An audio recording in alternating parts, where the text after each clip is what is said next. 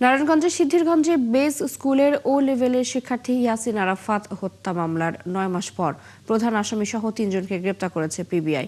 রবিবার পিবিআই কার্যালয়ে এক সংবাদ সম্মেলনে নারায়ণগঞ্জ জেলার পুলিশ সুপার মোস্তফা কামাল রাশেদ জানান, গত ৫ ও ৬ মে ঢাকা ও নারায়ণগঞ্জের বিভিন্ন এলাকায় অভিযান চালিয়ে মামলার প্রধান আসামি আজিম হুসাইন এবং তার স্ত্রী নুসরাত জাহান মিম এবং সহযোগী ফয়সালকে গ্রেপ্তার করা হয়।